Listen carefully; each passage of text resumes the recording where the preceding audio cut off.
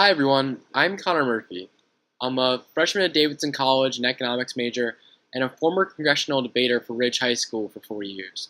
Today we're going to discuss the Crestian Finals topic scenario, which reads out as, important developments in the negotiation process between Israel and Palestine will be presented to our congressional debaters on Saturday. Please be prepared for an academic discussion with important social and political players involved in the conflict.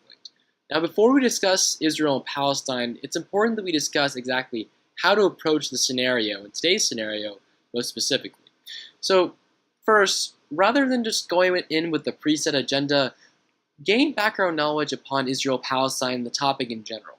That's going to help you adapt to anything the scenario might throw at you, whether it's a completely hypothetical scenario or one based within the reality or current events. Having background knowledge allows you to adapt to anything, no matter how ludicrous or based in reality it is. Moreover, even though the scenario can change in an instant, don't be afraid to sponsor a piece of legislation or speak early. It helps you stand out in the round, most certainly. But with that in mind, don't speak early for the sake of speaking early, or don't speak early if you're unprepared.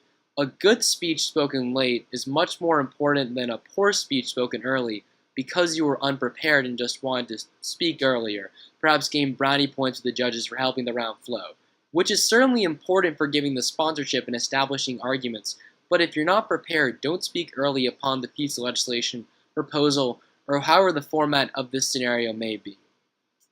And finally, on an issue such as Israel and Palestine, be unique. Do something that no one's done before. Have a unique framework. Pose a unique solution.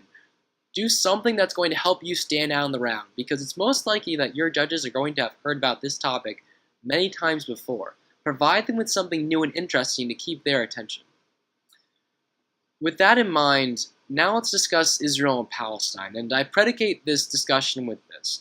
It takes years of study to gain a comprehension on the complete nature of the Israeli-Palestinian conflict. So think of this more as an overview of the historical background, current issues, and unique ways to look at the conflict, rather than an absolute dissertation. So first, the historical background. The conflict between Palestinian and Arab and Jews is a modern phenomenon, which began around the turn of the 20th century. Although these two groups have different religions, Palestinians include Muslims, Christians, and Druze, religious differences are not the cause of the conflict. It is essentially a struggle over land. Until 1948, the area that both groups claimed was known internationally as Palestine. Nevertheless, the following war of 1948 to 1949, this land was divided into three parts: the State of Israel, the West Bank of the Jordan River, and the Gaza Strip. But this is a small area, 10,000 square miles, about the size of the state of Maryland. But the competing claims are not reconcilable if one group exercises exclusive political control over the territory. Jewish claims to this land are based on historical ties and on Jews' needs for a haven from European anti-Semitism. Palestinian Arabs' claims to the land are based on the continuous residence in the country for hundreds of years and the fact that they are represented the demographic majority. They reject the notion that a biblical-era kingdom constitutes the basis for a valid modern claim. But the West Bank and the Gaza Strip became distinct geographical units because of the 1949 armistice that divided the new Jewish state of Israel from other parts of the Mandate of Palestine. From 1948 to 1967, the West Bank, including East Jerusalem, was ruled by Jordan, which annexed the area in 1950 and extended citizenship to Palestinians living there. During this period, the Gaza Strip was under Egyptian military administration. In the 1967 war, Israel captured and occupied these areas, along with the Sinai Peninsula, from Egypt and the Golan Heights from Syria. Israel established a military administration to govern the Palestinian residents of the occupied West Bank and Gaza. Under this arrangement, Palestinians were denied many basic political rights and civil liberties, including freedom of expression, freedom of the press, and freedom of political association. But now that we've had a bit of historical background, let's look at developments within Palestine's own political structure and their governmental structure. Dating back to 1959, Fatah is one of the oldest political movements within Palestine. Fatah's positions and relationship with Israel has evolved over the past decades, but its main aim has always been a Palestinian nationalism, the creation of a Palestinian state. It is the largest member of the Palestinian Liberation Organization, a body created in 1964 to pursue the Palestinian self-determination and serve as a united front for Palestinian factions against Israel. In comparison, Hamas is an Islamist movement founded in the 1980s by Sheikh Ahmad Yassin and Abdelaziz Rantazi. In contrast to Fatah's secularism, Hamas espouses political Islam, or governance according to Islamic law. Both of its founders were killed in 2004 in separate Israeli strikes.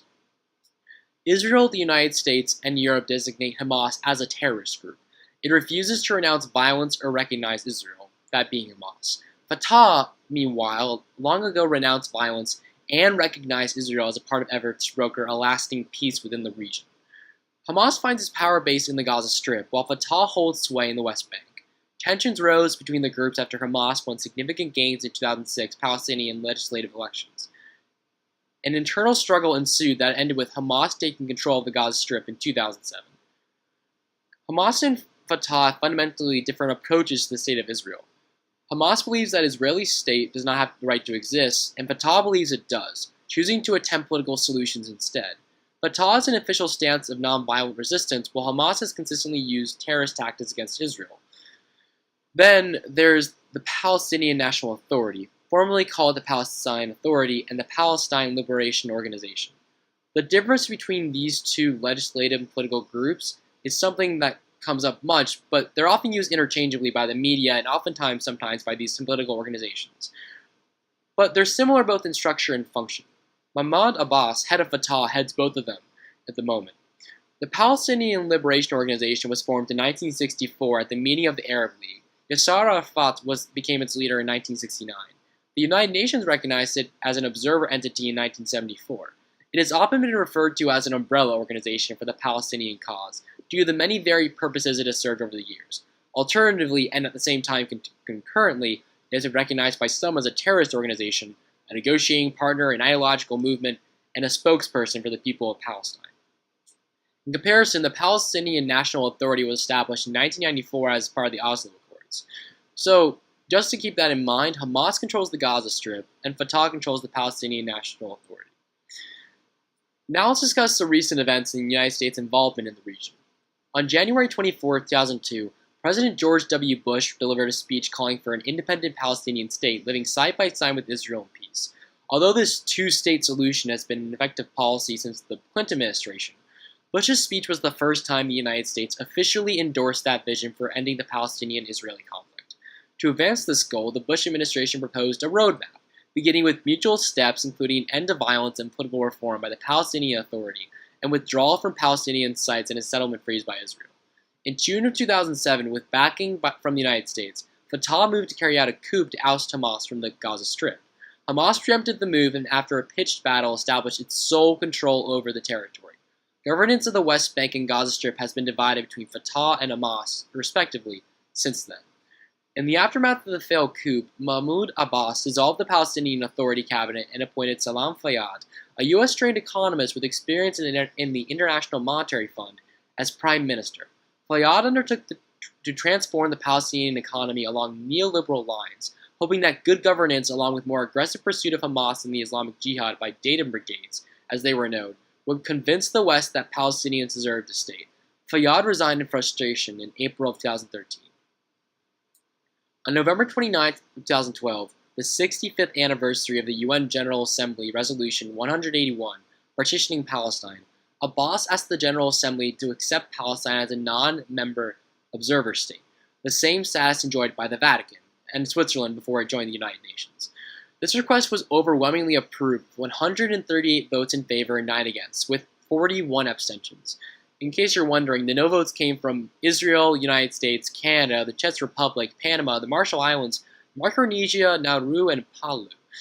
The vote had no effect on the ground, though. Israel continues to occupy the West Bank and the Gaza Strip in areas. It did, however, open the possibility that Palestine could approach the International Crime Court to pursue Israeli officials for crimes committed in the course of the occupation. International opinion is nearly unanimous that a two-state solution, including a sovereign Palestinian state, is the best, if not only, way forward in the century-old conflict over historical Palestine. Yet, there's no visible movement towards achieving this outcome. But why?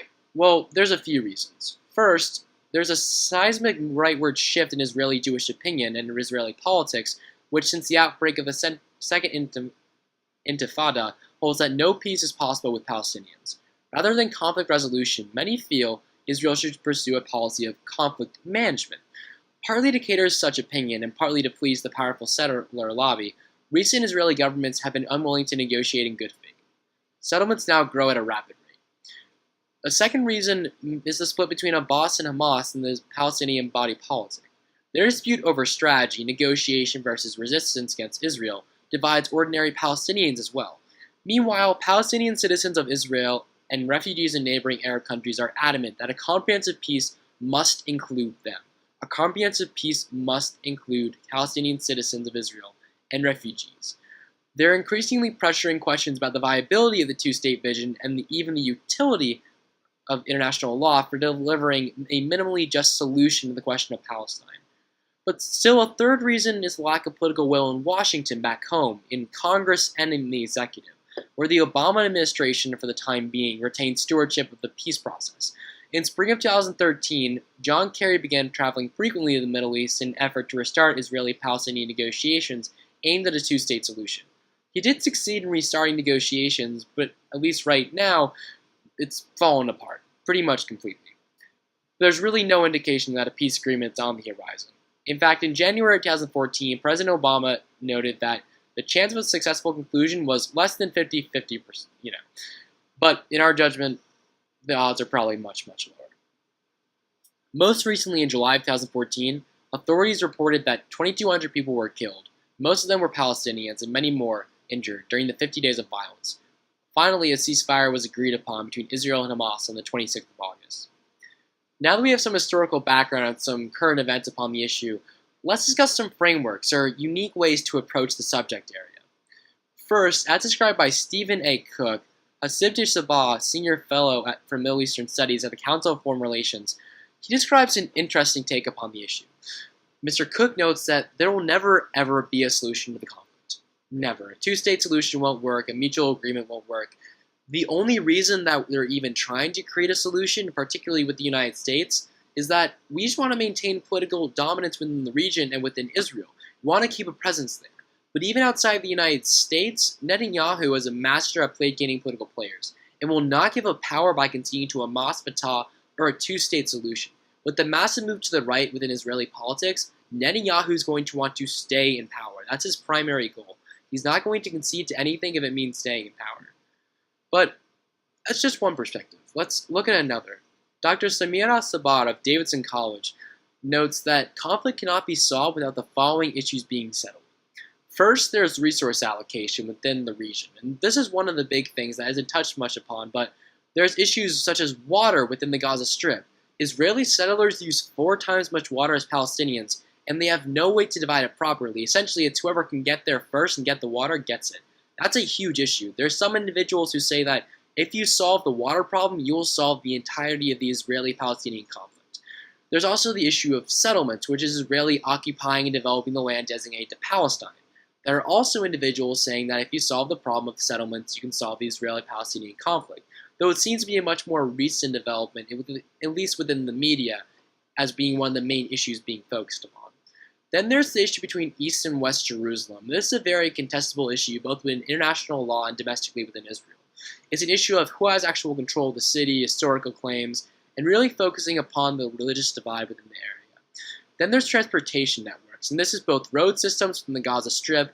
Palestinians aren't allowed to travel within certain areas without a certain license plate, or really throughout the entirety of it, and also Palestinians aren't able to travel between the Gaza Strip and the West Bank, or essentially out of the areas at all, both to the danger and simply inability of being allowed to travel between the areas.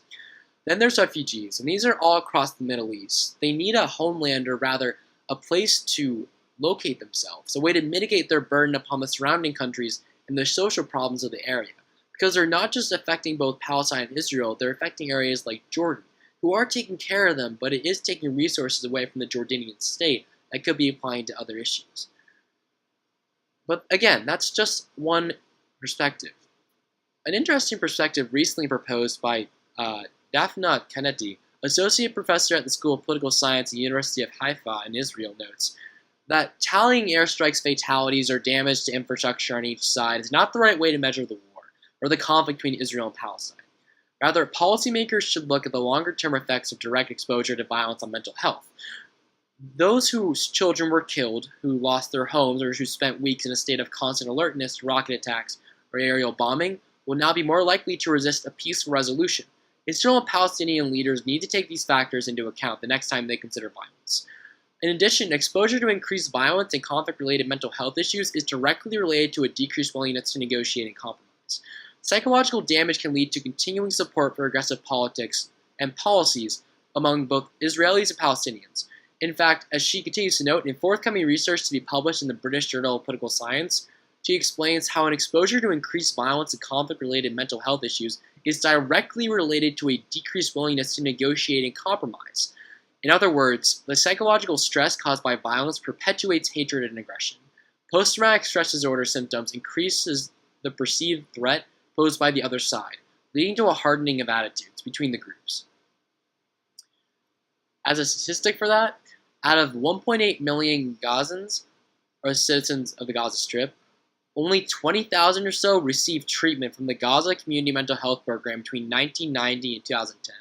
Over a period of 20 years, out of 1.8 million citizens, 20,000 were able to receive treatment. That's a startling statistic. So this has been an overview of the scenario, the historical background between Israel and Palestine, current events, and some unique perspectives to take upon the issue. Good luck at the tournament, in the academic discussion, good luck in preliminaries and in the final round. And if you need any more additional information, the Council on Foreign Relations, Foreign Affairs, or any journal article or think tank has a lot of other publications and resources to provide. Thank you for watching.